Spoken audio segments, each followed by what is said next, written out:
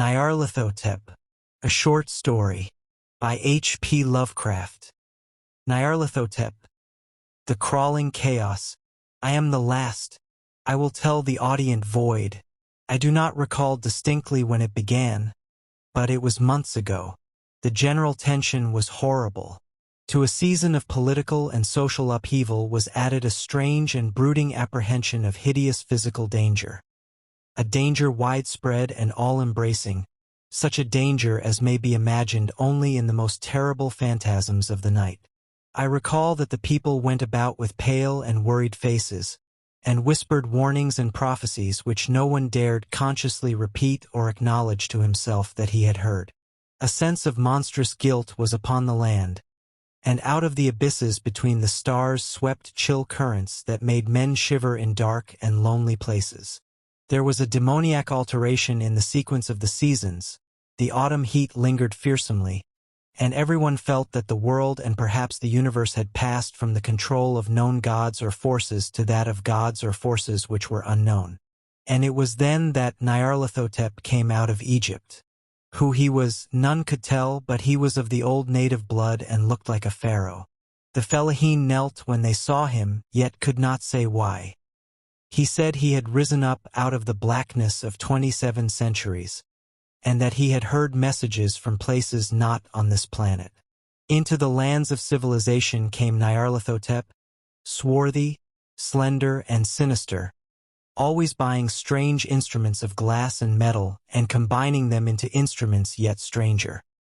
He spoke much of the sciences, of electricity and psychology, and gave exhibitions of power which sent his spectators away speechless, yet which swelled his fame to exceeding magnitude.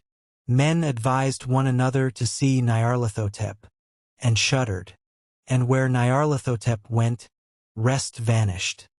For the small hours were rent with the screams of nightmare. Never before had the screams of nightmare been such a public problem. Now the wise men almost wished they could forbid sleep in the small hours, that the shrieks of cities might less horribly disturb the pale, pitying moon as it glimmered on green waters gliding under bridges, and old steeples crumbling against a sickly sky. I remember when NYARLATHOTEP came to my city, the great, the old, the terrible city of unnumbered crimes. My friend had told me of him, and of the impelling fascination and allurement of his revelations, and I burned with eagerness to explore his uttermost mysteries. My friend said they were horrible and impressive beyond my most fevered imaginings, that what was thrown on a screen in the darkened room prophesied things none but NYARLATHOTEP dared prophesy, and that in the sputter of his sparks there was taken from men that which had never been taken before yet which shewed only in the eyes. And I heard it hinted abroad that those who knew NYARLATHOTEP looked on sights which others saw not. It was in the hot autumn that I went through the night with the restless crowds to see NYARLATHOTEP. Through the stifling night and up the endless stairs into the choking room, and shadowed on a screen, I saw hooded forms amidst ruins, and yellow evil faces peering from behind fallen monuments. And I saw the world battling against blackness, against the waves of destruction from ultimate space, whirling, churning, struggling around the dimming, cooling sun.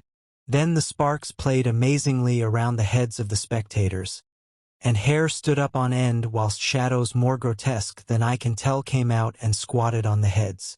And when I, who was colder and more scientific than the rest, mumbled a trembling protest about imposture and static electricity, NYARLATHOTEP drove us all out, down the dizzy stairs into the damp, hot, deserted midnight streets. I screamed aloud that I was not afraid, that I never could be afraid, and others screamed with me for solace. We swore to one another that the city was exactly the same and still alive, and when the electric lights began to fade we cursed the company over and over again, and laughed at the queer faces we made. I believe we felt something coming down from the greenish moon, for when we began to depend on its light we drifted into curious involuntary marching formations and seemed to know our destinations though we dared not think of them. Once we looked at the pavement and found the blocks loose and displaced by grass. with scarce a line of rusted metal to shew where the tramways had run.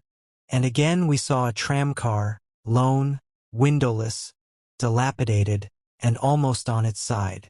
When we gazed around the horizon, we could not find the third tower by the river, and noticed that the silhouette of the second tower was ragged at the top. Then we split up into narrow columns, each of which seemed drawn in a different direction.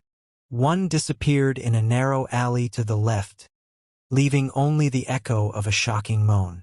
Another filed down a weed-choked subway entrance, howling with a laughter that was mad. My own column was sucked toward the open country, and presently I felt a chill which was not of the hot autumn, for as we stalked out on the dark moor, we beheld around us the hellish moon glitter of evil snows, trackless, inexplicable snows, swept asunder in one direction only, where lay a gulf all the blacker for its glittering walls. The column seemed very thin indeed as it plodded dreamily into the gulf.